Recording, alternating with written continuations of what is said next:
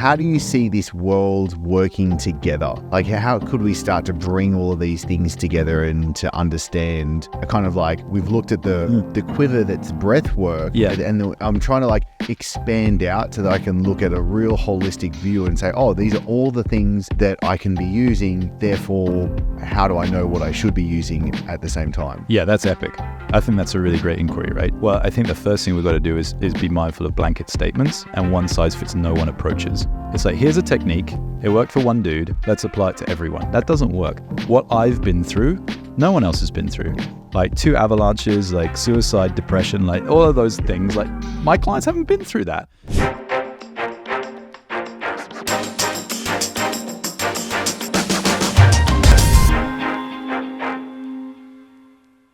Actually, you know what? I want to start somewhere a little bit more esoteric. Every time that I do a breathwork session, especially with yourself, and we did one only just a couple of days ago, the clarity and epiphanies that come through, like that message that bubbles up, like that somethingness that comes up that says like, oh, like there's this truth that comes through. What is actually happening there? Because I know you can understand that both on a more of an esoteric, mystical side, but also very much on a scientific, like this is what's happening inside of the brain as well. So I would just love to know, and I'm going to like selfishly ask for myself right now, because I found myself explaining it to Lauren, being like, oh, I had an amazing session with Ed. And I was explaining, there was one point where like I had some real, like I started crying in the session. I had this real like clarity come up answering a question about what we were talking about before we started. And it was miraculous to me. But what is actually happening? Yeah, so I'd love to say I know, but concretely I don't. And that's probably going to be a continuum for like at least the next 5 years of attempting to understand that. And I think I like the way it's framed, that it's coming from within you. So I think that's the first thing to get really explicit on. It's not coming from outside of you. And it's really easy to give these things away, especially when we're moving in spiritual realms. But your inquiry is around like what's happening in the brain. And so to understand that, we started scanning with EEG technology, so a 16 electrode cap, to start to understand like what's going on in brain frequency and specific brain areas, what's active and what's not. Yeah. And so I also like, we kind of start with some exploration and question using conversation to find out like what themes are relevant and important for you today, like it pre-session, right? Yep. And what I notice is we can't really get into the answer cognitively actively. And so when we lie down on the table and we start to loop breath, there is this trance-like state that emerges. And that's what we've been so fascinated about and with. And in that state, that's where the answers actually come up. And when you think about most great inventors, it's not when they're sitting at the table, like really concentrating, that the answer has come to them. It's actually like in the bath or out in nature. The quality is flow. Like there's a flow-like state where there's not hyper-focus. There's actually like a more sort of soft focus that's present. And like initially what we're understanding is in that soft focus, the left and right brain hemispheres are communicating in a slightly different way than we can normally access when we're like trying so much. So it's kind of, I think in the surrendering and in the letting go that there's this emergence that happens. And also probably like both left and right, but up and down through the brain as well. Wow. And I mean, it's like, it's really, we love to take these reductionist approaches that left brain's doing this and right brain's doing this, but it's just like, it's communicating all the time, like across and up, down. It's so complicated, right? So the answer is like, it's going to take us years to really figure this out. What we have kind of isolated a little bit more is the presence of both theta, delta, and alpha in fairly high amounts in terms of frequencies. And that's like my head of research's department. Okay, so can you explain for someone that doesn't know what's theta, what's alpha, like what are these different brain waves and what do they signify?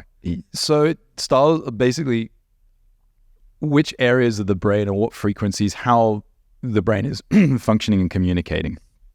And again, it's like, I'm a little cautious to say like, it's so binary. It's the same with the nervous system where we've got like sympathetic and parasympathetic. And then we go, oh, well, I'm sympathetic or I'm parasympathetic, but we're always both. And in parasympathetic, we're always some ventral and some dorsal. So it's all kind of present. So in terms of brain states or frequencies, alpha is more like a directed one-pointed focus. And theta is more of this like deep relaxation, healing kind of like almost into sleep quality that's present.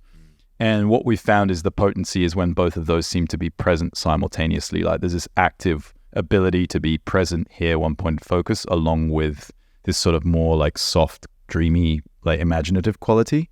And when those are coming together, that seems to be when these epiphanies or answers are coming alive. It's likely, Chris, that you already have the answer. Like if you go out in the world, you look around, you're getting all of this information, like so much information, and your brain's having to filter it. So it's only bringing the parts that are relevant to you.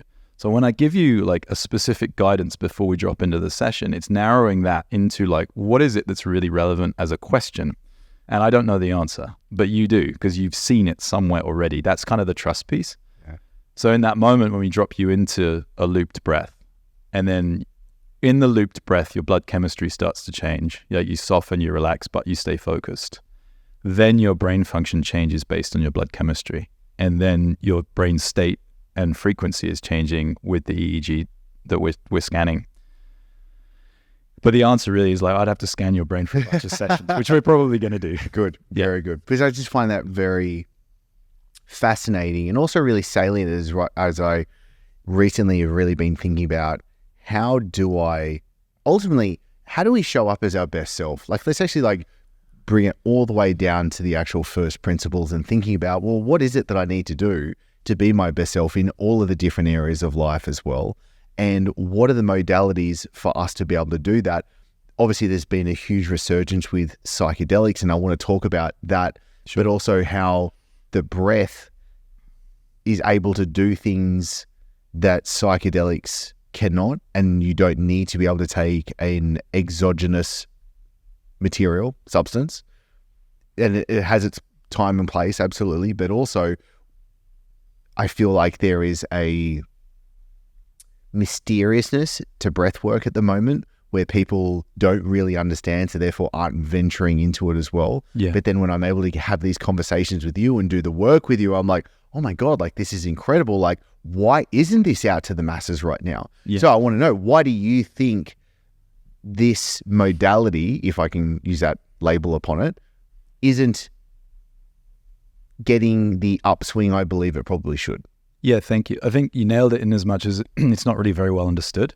It's not very well understood by the public, but it's not very well understood by practitioners or quite a lot of schools as well who are teaching it. So I think, like, if I'm really brutally honest, generally the standard of breath work is pretty low, right? And that's just where we're at in terms of like, this is an emergent field in modern culture and society. It's an ancient practice. You know, when we go back into most wisdom traditions, there's an association of breath to like intelligence and health and wellness. And yeah, I think this is just such an emergent field where people are starting to understand like how breath actually moves in the body. And I think it's kind of been like a blind leading the blind on like, oh, this is really interesting, and how does it work? But we don't really know. And yeah, so I think that's probably the major reason. So, okay, I'm going to put a pin in coming back to what you were just saying. Let's talk about breath mechanics first. Yeah. Because after our session, when you were explaining what was happening with my breath, I found it very fascinating because I wasn't really conscious of what was going on as well. So how does someone understand what should be happening with breath mechanics? Yeah, thank you. So I'm just like, there's so many ways I can answer this, but I'm just sort of thinking about like this. Yeah, okay. So essentially, like, when we breathe, there's a lot that happens, and we reduce it down to just an inhale and an exhale, right? And so this is firstly the problem, as I kind of touched upon with like the brain and also with like the nervous system. We like to simplify things because life's really complicated, like it really is when you start to explore it, right? And so breathing, if you just reduce it down to an inhale and an exhale, that makes things really easy to grasp it initially, right? But then as we start to get into it, you're like, okay, well, what's happening when I inhale? So the diaphragm muscle, there's a thin sheet of muscle that's attached to the bottom of the ribs here that separates out the abdominal thoracic cavities. This is usually domed up. And so when we inhale, it tenses and moves down, and the organs get compressed. Depending on how tense our abdominal wall is, depends on how the organs are having internal abdominal pressure. And then after that, the intercostal muscles, which are sitting between each one of my ribs, they're going to flare. and my shoulder blades are going to glide, and my rib cage at the back is going to expand. So I'm going to get like 360 breath in all of my rib cage as well. And then the pressure differential allows air to enter my body. Mm-hmm. Air is different than breath. Air is entering the lungs, but breath is moving all the way through, all the way down into even my pelvic floor. And then if we look at like these, basically, there's the diaphragm here. The vocal cords acts as a diaphragm as well. So they're thin sheets of muscle that are coming together and apart to control the exhale. And we can use toning and sound to change how those are coming together and apart. So together, apart. So we're using the vocal cords as a lock of the movement of air. And then breath, basically below the diaphragm, air turns into breath. And then breath is moving through the organs and through the abdominal wall and even the pelvic floor all the way down into the roots and the perineum for men as well. So we can really activate that area. And so the first thing that we do is we assess like, how is this functioning? Like, is the rib cage like flaring, or is it like gripped and stagnant and held because of an adaptive pattern or a strategy to hold that space? How does the diaphragm move? And initially when I work with people, it's kind of alarming as to how adaptive the breath mechanics really are. Like most people breathe. Reality is most people breathe really poorly. Wow. Yeah. And there's a total lack of awareness of that. Well, I think the first thing that came up for me was interesting because I think the only thing that I really have been taught with breath is the diaphragmatic breathing. Or really, you just like your abdominal should be raising, but you're talking about 360 breath where really everything is expanding for this air and breath to be able to come in, where I've not really heard many people talk about that at all. Yeah. Yeah, most people that are teaching breath aren't teaching it very well. Yeah. And yeah, I think also people are like, well, belly breath's relaxing. And then, okay, well, that might be true. But then if you don't bring breath up through the heart and let it drop down, you don't get a cyclical sigh. So you're like, that's like scientifically the most relaxing breath we can take because it's mimicking a sigh, which is the body's natural autonomic way of just downshifting. So like you go into Huberman and you'll find out that actually a cyclical sigh is more effective than belly breath. Mm-hmm. And what I think's happened is people are like, oh, a belly breath's more relaxing, or cyclical sighs are more relaxing, or nasal breathing is more relaxing. And so this tendency of us in the West to find a technique and then grip to it, and then like, oh, well, I heard that like a 5-second count is my best breath. So then we're using conscious mind to focus on this 5-second count breath, or like I've got to belly breathe. And the problem is these are really reductionist approaches. Yes. So it's like, then we just get stuck in this one groove and it gets deeper and deeper. And then we don't allow the vibrancy and dynamism that our body is really longing for. Can we talk about the different styles of breath? So there'll be like, let's say pranayama, breath of fire, Wim Hof. Yeah. Holotropic breath. Yeah.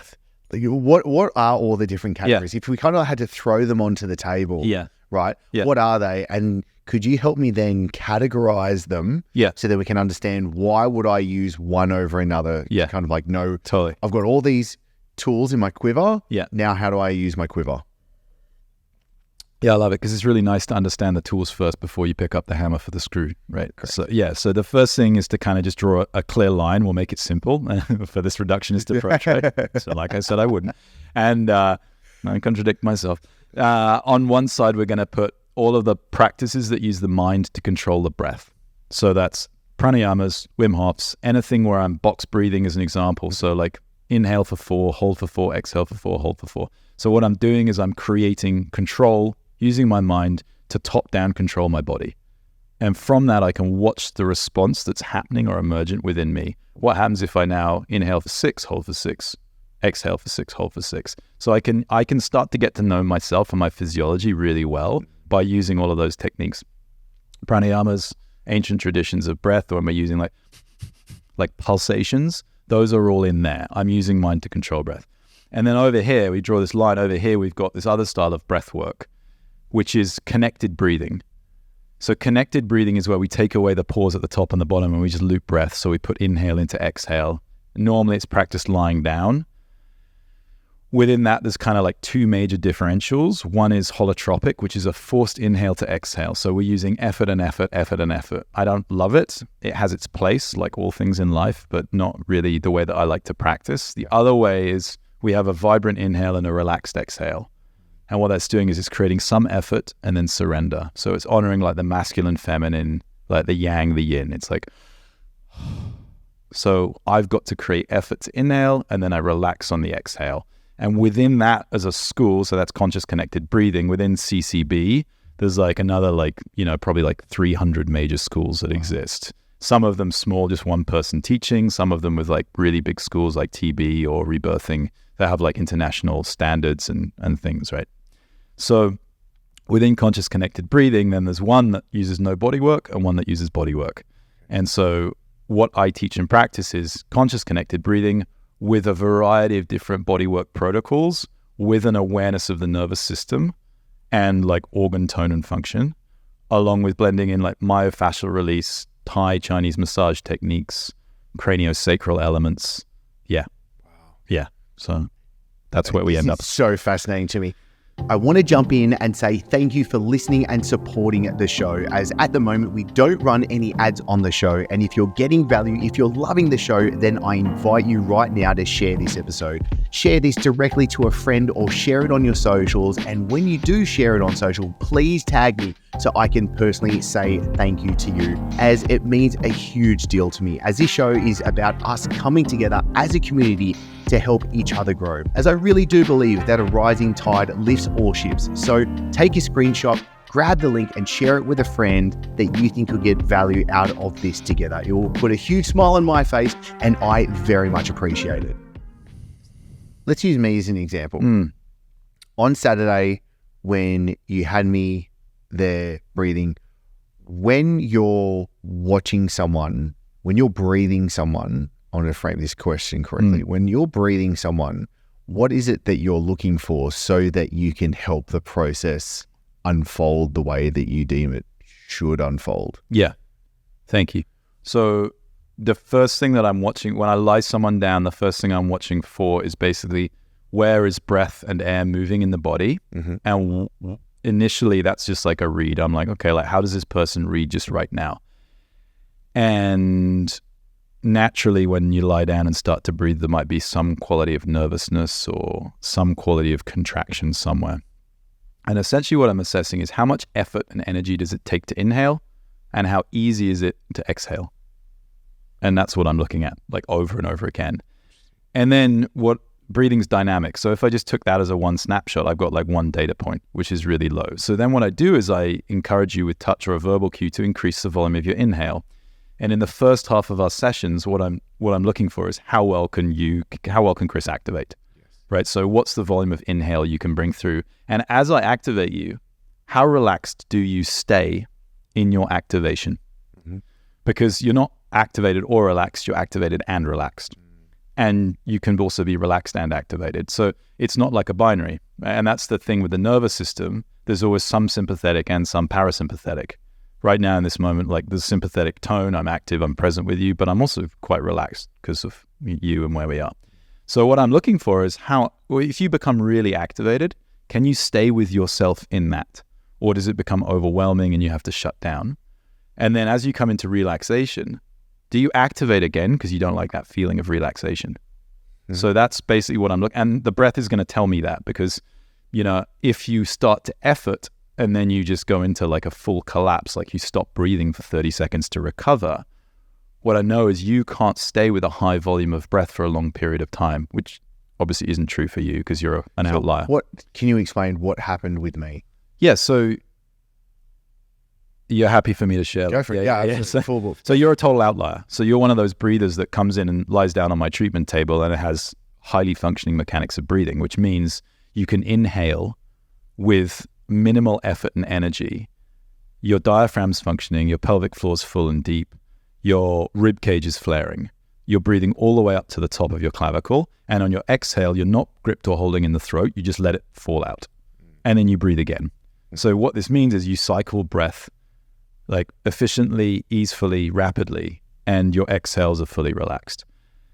Yeah, there's like 1% of clients that hit the table that do that. Like maybe Mom always said I was special and unique. Yeah, exactly. Thanks, Mom. And it's true. And so, like, you know, I think, but it's really, you know, like that's not that's not just by chance, that's because of the way that you train, all of the cognitive work that you've done, all of the things, right? And that's where it's like, I have a lot of people that have done all of the work and then they come and lie down and they can't breathe. And I'm like, wow, you're basically, they've added all of these modalities on top of dysfunction, right? Which is really ineffective. Like, we've got to actually peel away all of the adaptive strategies. We can't add more adaptive strategies on top. And this is what I see like a lot in the coaching world. So it's really refreshing when I see someone come in, they lie on the table and they actually breathe well. Because I'm like, oh wow, like this is actually like they can stay with themselves. There's really good cycling of breath. Everything's moving in a good way. What are the dysfunctions that you see? So yeah, that's a really great question. There's maybe like 600 different dysfunctions that we could like go into. They're going to categorize into two basic categories, like the inhale and the exhale, right? And so in the inhale, diaphragm function is the first thing that I'm going to assess. Like, how is the diaphragm muscle moving? It's bizarre that we have such little awareness of the diaphragm as a muscle. Like 23 to 26,000 breaths a day, the quality of the diaphragm is basically eliciting that response. It's controlled by the phrenic nerve, and it impacts the whole of our vagal tone and our parasympathetic response because it's pulsing down into the organs. It's changing like digestion. And so basically how the diaphragm moves is the first thing I'm going to assess. So in the diaphragm, it's usually domed up. So it can be flaccid. It can be dropped down. It can be rigid, hypertonic, like not moving. It can have like a very small amount of mobility. It can have really big mobility. And then with that, the abdominal wall can be deconditioned. So when someone breathes down, it blows out. And so that can be one as well. There's nothing to sort of contain the breath, which means that when the diaphragm moves down, the organs just get pushed forward as opposed to like the intra-abdominal pressure increasing and then pressure actually moving down into the pelvic floor. So those are like quite a few simple adaptations that we'll see below the rib cage. And then in the rib cage itself, we can see that, like I already mentioned, it can be totally gripped and rigid. We can see that it can also hinge at the spine. So in an attempt to get breath in, someone can hinge at the spine so they can be using their erectors to breathe. And essentially all we're assessing, Chris, is like, is someone using muscles of breathing or are they using muscles of movement? So I can start inhaling with my shoulders, right? And that is a really poor way of getting oxygen in or carbon dioxide in and out. And then the other big adaptation is the throat. When someone's like, Darth Vader breath, it's the vocal cords are constantly gripped in some way. And that's an adaptive strategy to maybe not express fully, which could have been really useful in childhood where we would have been hit if we were expressing, crying, angry, any of those things. So we're looking at all of these adaptive strategies of like, wow, breath mechanics really gets quite messed up. And then the next question is kind of why? Well, we can look all the way back through like single event traumas, all the way through to like injuries, shoulder injuries, or any sort of injury that hasn't been properly rehabbed, all the way back through childhood conditioning, all the way back through to 0 to 3. Like, how did this human learn to move and walk? Wow. And it's probably going to show up somewhere physically. Like, we're going to be able to read it. What I love about it is we differentiate between what's actually here in the body and what's the story. Okay, tell me more. Someone can have a story that they have incomplete reflexes or trauma, but it doesn't present in the body. So they're actually like, the body's like very well conditioned, but the body's clean, but the mind. Yeah, they think there's something wrong with them, right? And it's just looping. But I'm like, where do you find that in your body? And they don't maybe have the level of self-awareness to actually be able to find it within themselves. And they're like, oh, someone told me I had this. I'm like, who told you? And they're like, oh, an online trauma therapist told me. And I'm like, great. Did they sell your product right after that? And they're like, yeah, they did. They gave me this 1-month course. How was that for you? I guess it was okay. So, we have to be very clear around like the stories that we're making up about ourselves and our physical body. What I like about this modality is it's just there. It's right there. When someone breathes, they either breathe well or they don't. So those are... So what I'm really interested in is, why does that matter? As in, let's say I actually do have a issue with my breath mechanics. How is that then affecting me in life, both with body and brain, and how I show up? Yeah. It's in the how you show up. Like, that's the important piece, right? Because externally, we're receiving all of this information through our senses. And then not consciously, so sub and unconsciously, our brain and mind is filtering that down to the body to create a state of preparedness. for the stimulus that we're receiving. And this perception is what we want to have fairly clear. Like, if I'm sitting here, I want the right response of my body to be able to engage in communication, conversation with you. So I want some alertness and some relaxation. When I'm riding my scooter, it's different. When I'm reading at home, it's different. When I'm teaching in front of a big group, it's different. And when I'm surfing, it's different. So all I want is my body physiology to appropriately meet the stimulus. And to do that, what I need is my physical sensations, my endocrine system, to be appropriately meeting life. And to do that, breath is going to basically create that shift or change. So my breathing rhythms directly affecting my nervous system and my endocrine system. So essentially, stimulus response, I want those to be appropriate. And it might be I want to be powering up to meet something that needs to be powering up, but I don't want to power up when I want to relax. And the problem that we face around how we're showing up is going to be, as an example, when we're using an inappropriate response to stimulus. A great example would be in relationship. So we're in, like, let's go specific into a romantic relationship. And yeah, we're powering up in a way that creates more fear or disconnection or separation between ourselves and our partner, as opposed to dropping and softening into vulnerability, because it hasn't been safe to do that in the past. So we can actually use breath as a tool to soften and create that openness in our being so that we can communicate more effectively. And similarly, we probably don't want to soften in that same way when we're maybe going through like some sort of assertive communication or advocating for our needs in like a business environment. And we don't want to be overly compassionate. And so I think breath's the gateway to just track into the internal body of like how we can create more malleability and dynamism in the way that we're meeting life.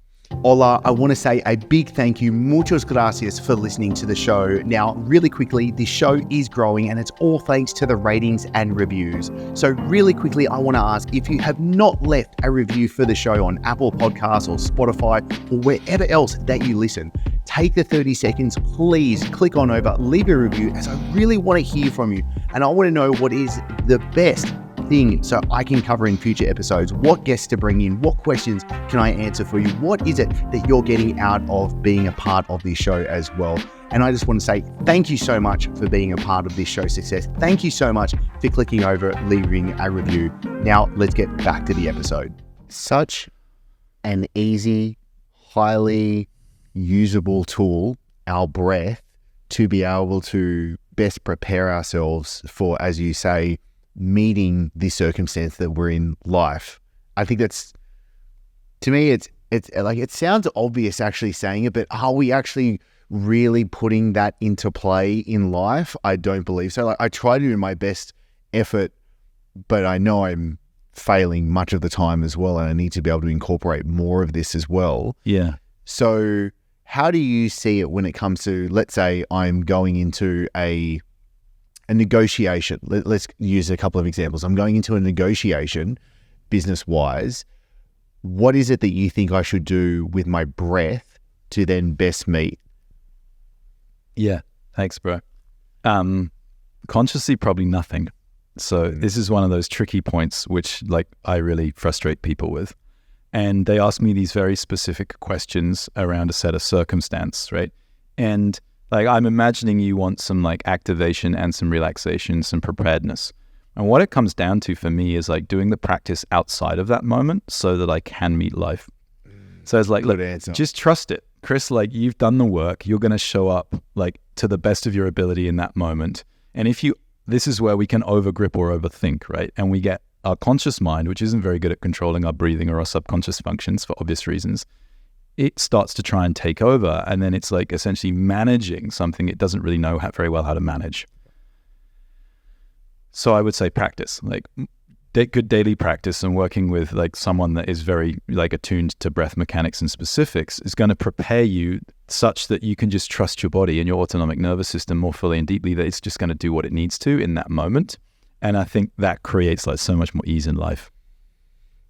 I think it's a really good answer, because what I pick up from that is do the work, do the practice as you should. So therefore, whenever the situation arises, you're actually already there to be able to then best do it. It's not like, oh, I'm going into this, so therefore I should do this right now. I'm about to walk into that room. Totally. And like, I mean, I think as well, like there's certain very specific things that we could do if, we're about to say like fight as an example, like if we're going to step into the ring, like there's something we could turbocharge with some breath, right?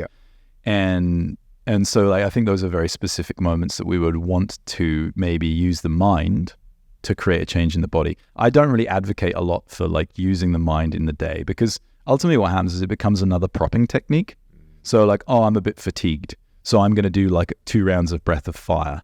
And essentially like this, where it becomes a bit biohacky, which I don't love, where it's like I'm out hacking my physiology, but it doesn't want to do that. So yeah, I think coming back to like the 4 pillars of like breath and movement and sleep and nutrition, I think like that's really it. And then just trusting, right? It's like everything else is good. Yeah. So when you look at the messages online, the stuff that gets put out about breath work, what is it that makes your skin crawl? Like I think mostly like the 2-day trauma-informed online workshop. That's really what sucks for me. That's a word that's thrown around a lot, trauma. Yeah. We don't, as a school, like we don't use it anymore at all because the meaning's totally lost, and also it has a tendency to maybe attract people that have really strong narratives around trauma and beliefs around it. The nature of our work is trauma-informed because of the fact that we're working with breath and subtle movement and there's a lot of awareness around how we do that. But yeah, it's gotten really kind of popular, and I think it's challenging because there are a lot of people that have been through a lot of trauma that genuinely need help.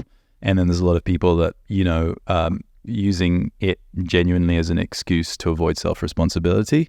And it's so tricky to draw that line and figure out how to hold both of those simultaneously. Like life's been really tough for most people. And at the same time, like we need to take responsibility for our own actions of how we create more ease. And so with that, like becoming trauma-informed doesn't happen in 2 days. Being skilled to work with humanity doesn't happen in 2 days, and it certainly doesn't happen online. And the other thing is teaching touch work, I don't think can happen online. For me, touch work has to be taught in person, and there's a certain quality of it landing in people's systems, both in giving and receiving, with continuous feedback that needs to happen. And the online space is great for a lot of things. Like teaching how to take photographs or cook. Like those would be great online courses, right? But really when we're working with breath mechanics and the specifics of a human, I don't think the online space is very effective. I think for education it can be, like for understanding some of the principles it can be, like learning about physiology and breath mechanics, like that could be a great informative way. It's taking that information and applying it to ourselves or applying it to someone else. That's where I think the gap happens. So yeah, we can add more cerebral knowledge, but really to embody more fully and deeply, I think we need to work in person. Yeah, it's like trying to read a book, learning how to swim, but you're not really going to learn until you jump in the pool. That's a great way to phrase it. Yeah. You need to get in there. Yeah. And it's great. I think there's a lot of people that have a lot of this really good intellectual knowledge around things and they don't know how to apply it. Yeah. And that's, I think, what we're seeing. And it's probably just a stage of what we're going through collectively.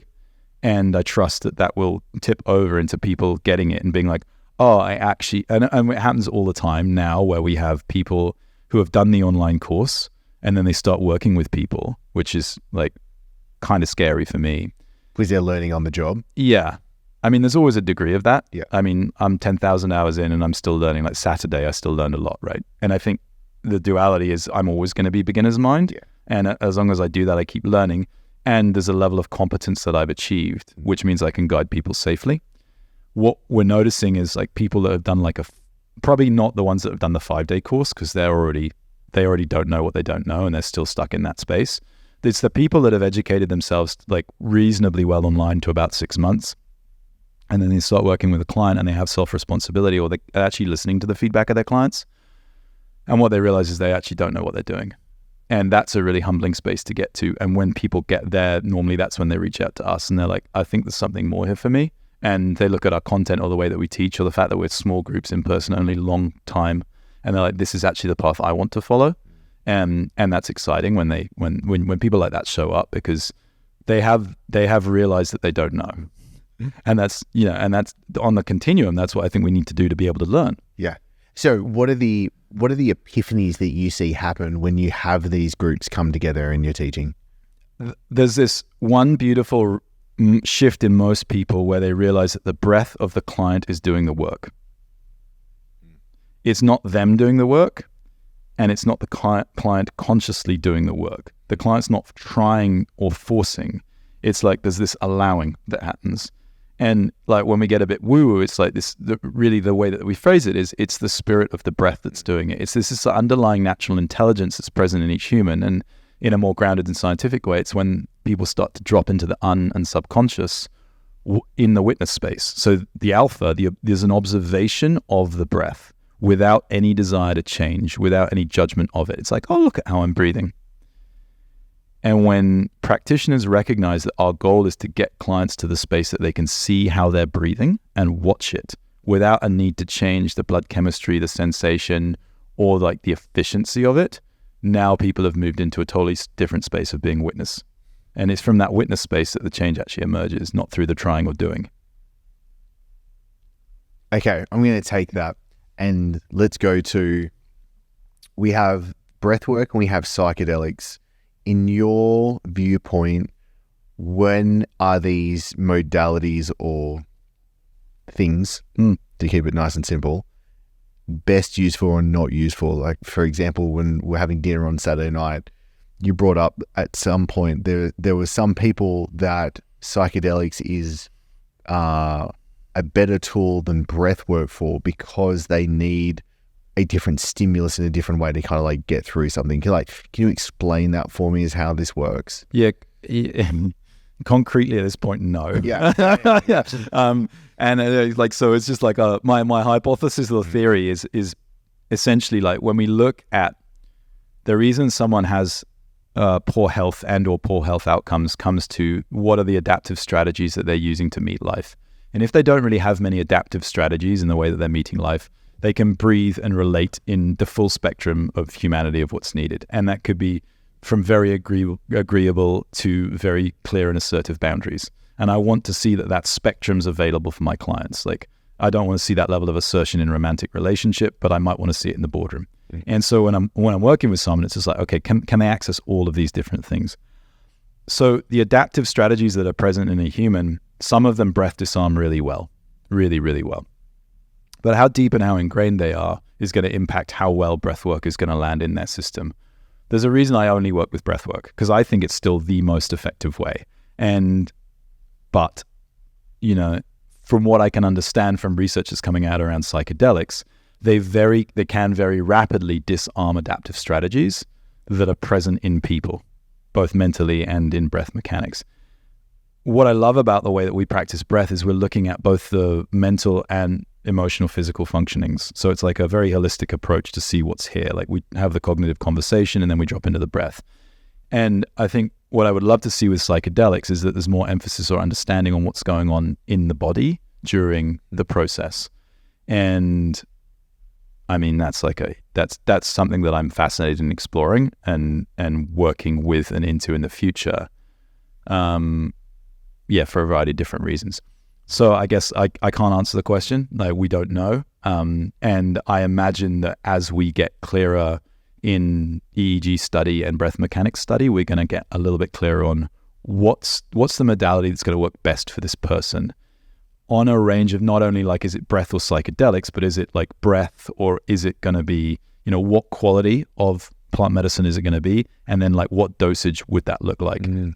That's not a domain I work with or understand like to the degree that I need to be able to answer the question. Because I even think of like if there was a third factor we put on, there could be such therapy such as like CBT and things like that, where it's like, okay, we've got breath, there's psychedelics, then there's these certain therapies as well that we can be using. How do you see this world working together? Like how could we start to bring all of these things together and to understand kind of like we've looked at the quiver that's breath work, and I'm trying to like expand out so that I can look at a real holistic view and say, oh, these are all the things that I can be using, therefore how do I know what I should be using at the same time? Yeah, that's epic. I think that's a really great inquiry, right? It's like what is the modality that's going to work best for me or anyone else in this moment, right? Well, I think the first thing we've got to do is be mindful of blanket statements and one size fits no one approaches. And that's where I put pranayama as well, or Wim Hof. It's like, here's a technique. It worked for one dude. Let's apply it to everyone. That doesn't work. And the gross projection of my own journey onto my clients is one of the biggest disservices I can do. what I've been through, no one else has been through. Yeah. Like 2 avalanches, like suicide, depression, like all of those things. Like my clients haven't been through that. And I've got to be mindful to not project that on. So how is it that then we get clear on what's the modality for this client in this moment? And yeah, as mystical as I like to be, which, you know, people know I like to get quite mystical, the reality is it's about data, and it's about a data-driven approach. And what we're doing in breath is the desire to correlate large amounts of data between breathing rhythms and brain function, along with behavior and blood chemistry. And what I love about like the frontier into technology, I don't own a computer. I'm like pretty adverse to technology, but we've got like a brain scanner in the lab, right? It's like, so the irony. But what I love about technology, especially with AI, is we can take massive data samples and compute it. And this is like, this is where I think for humanity, there's so much potential, because I could take you and I could take your blood chemistry, your patterns of behavior from self and other questionnaires, your brain function, and your breath mechanics. I could take those 4 things, each one of which is incredibly complicated, and I could use devices to measure all of those, and then I can use algorithms to compare it all.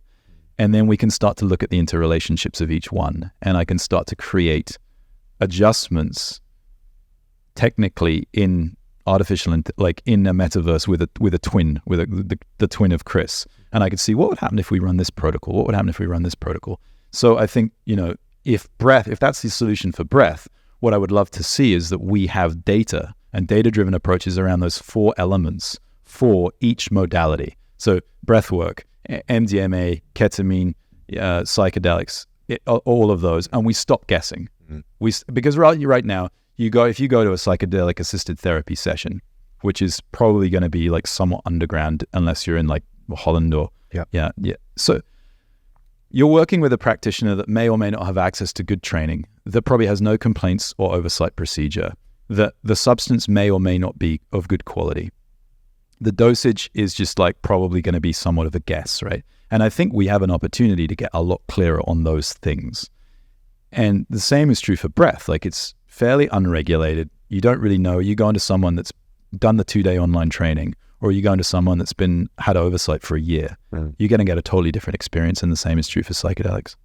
So I think, let's let's work together. Let's gather a shit ton of data. Let's look at all of the outcomes, and then let's create some meta studies so that we can understand.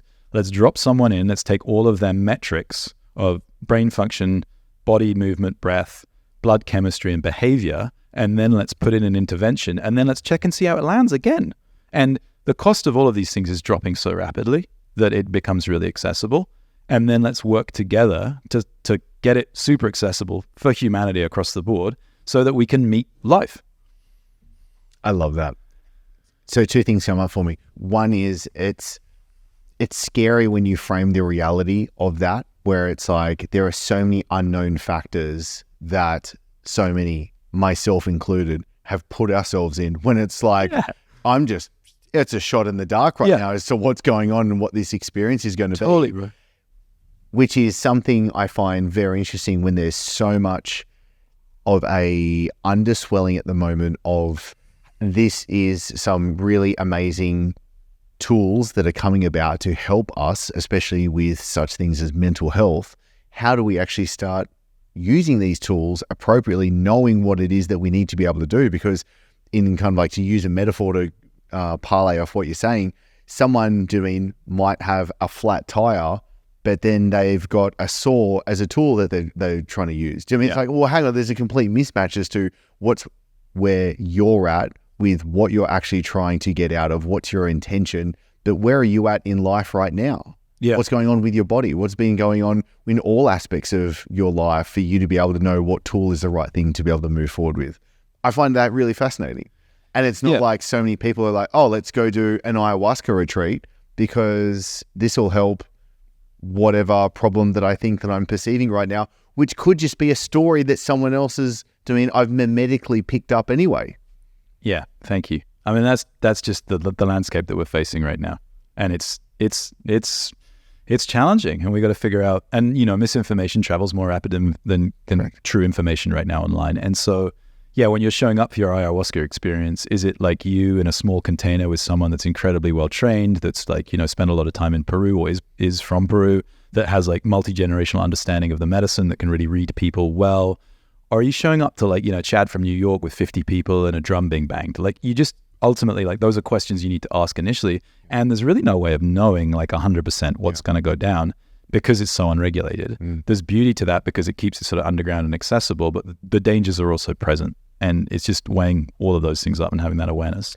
Well, it's also very fascinating as well because my philosophy mentor, Jules Evans, he's actually now working on a study, which is the first study really looking at what are the actual best appropriate tools to help someone after a bad psychedelic experience. Yeah. Because no one's ever done that before. Yeah. And in the space of breath, we work, sometimes with people that have had that, and they're looking to integrate, and they don't want to touch plant medicine again for the obvious reason that it's terrifying now. And so then we're looking at how do we work with the natural mechanisms that are present. For me, it just comes down to the fact that like I just would prefer people to work with really skilled breath workers, because I think the same stages and states of change and awakening are available without the exogenous substance. And obviously, like, I'm biased because I'm a breath worker and that's what I do, right? But I have experienced other modalities and I don't choose them because I still think that this is the most effective path forward. It's also really dosable, and when we're skilled, it's really safe. Okay, there's two more things I want to cover. What's most fascinating for you right now in the world of breath?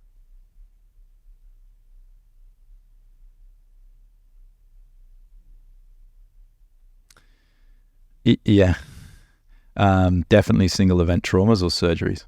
So it's like when someone has like a really solid childhood, reasonably solid childhood, let's not say really, right? When someone's got like really good breath mechanics and very clear mental and emotional health, and they're operating and functioning really well, right? And say they're like in their early 30s and life's going great, and then something happens and it totally derails them. So either they have a surgery or they have an accident, right? A single event trauma.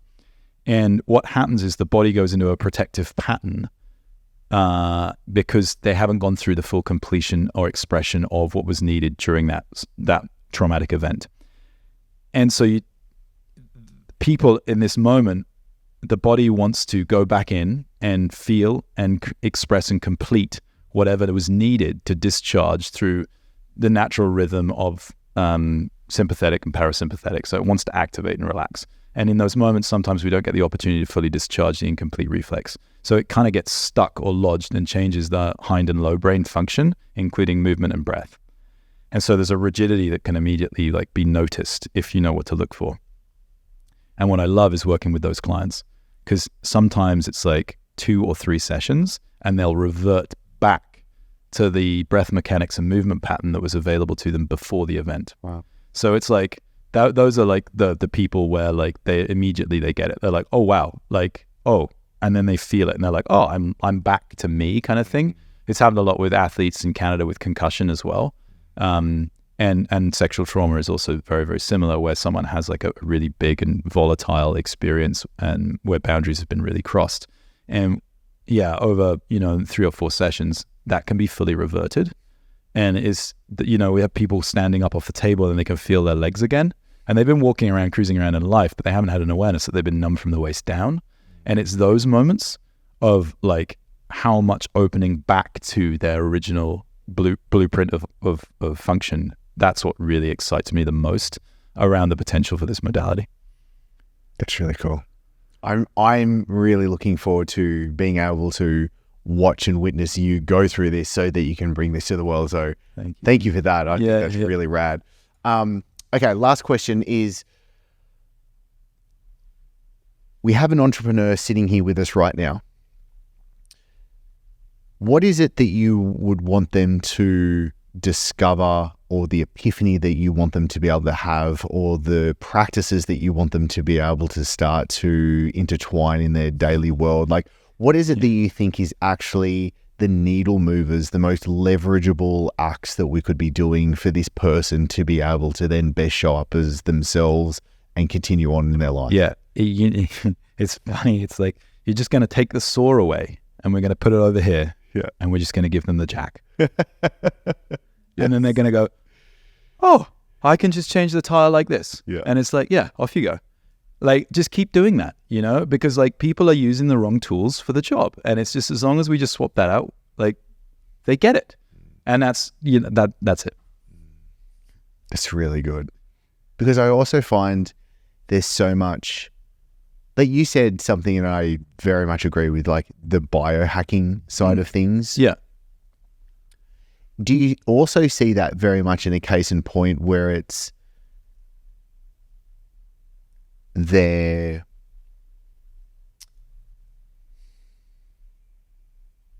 missing the point? Yeah. For me, the subtle difference is with versus against. Yeah. One is I'm working against my body, and the other one is I'm working with my body.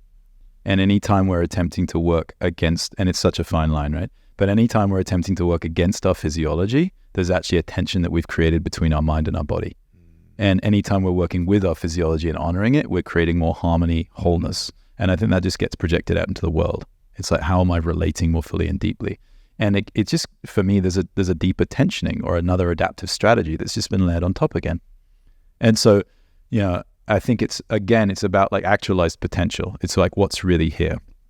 And part of that it requires radical self-acceptance. Like, I'm never going to be like an incredible athlete because I don't have the genetic disposition for that. I need to accept that. But there's other areas that I'm going to be like probably quite strong in. And I think, you know, when we start to hack, we're attempting to deny our true nature. And I think that's the deeper question that we really need to get clear on, is like, what am I actually here to do? And that's part of getting to know ourselves. Yeah. Yeah, I immediately thought of doing what's etched in stone at the Oracle at Delphi, know thyself. And that's ultimately what we're here to be able to do, which I also find, again, like, I think this is where we really started this conversation, was in the case where I don't know what it is, and